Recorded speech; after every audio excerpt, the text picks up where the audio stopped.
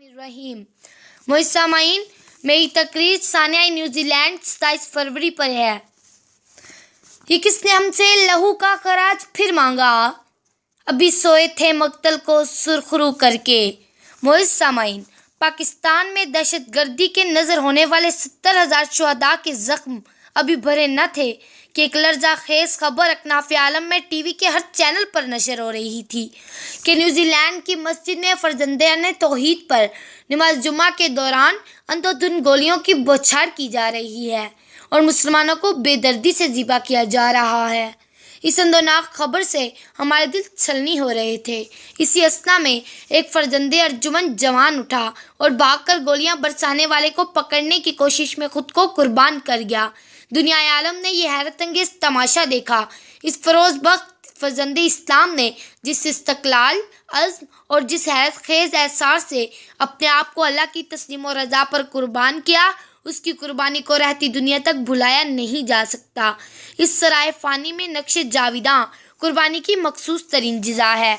नविश्ता इलाही के मुताबिक इन लोगों के लिए सुरखरुई है जो अपने जिस्म जाँ को अल्लाह की मिल्कियत समझते हैं। दो आलम से बेगाना करती है दिल को, अजब चीज़ है लज्जत आशनाई। मोइज सामाइन, इस जुल्म बर्बरियत के मौका पर हर आंख अश्कबार थी। बच्चे, बूढ़े और जवान सब धाड़े मार मार कर रो रहे थे। किसी का बाप था तो किसी का भाई, किसी का लख्ते जिगर तो किसी का सुहाग लुट चुका था।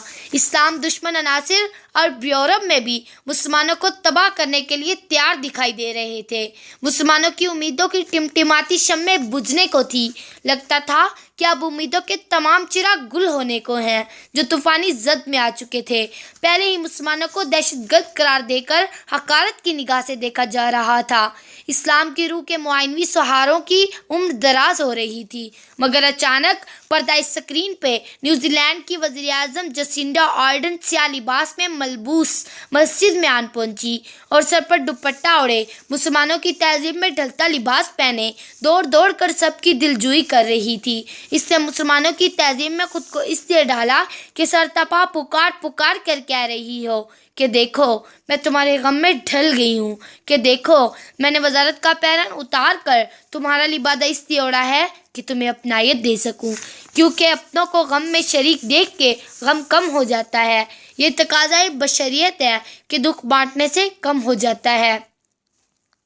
फिर इसने ये ऐलान करके दुनिया आलम को वर्ताए हैरत में डाल दिया कि अगले जुम्मातुल मुबारक की अजान बराह रास्त नशर होगी। और फिर इस सुहानी सुबह नू जुम्मातुल मुबारक को नसीम सबा ने अल्लाह सुब्हानहू के नाम की खुशबू हर समत बिखेर दी।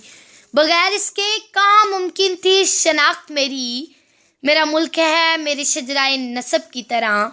मोइज सामाइन, इससे बढ़कर और कौन सी सुहानी और जाफिजा घड़ी हो सकती है कि जब कायनात का ज़र्रा ज़र्रा यूरोप में गूंजने वाली अजान के लिए गोश बर आवाज़ था।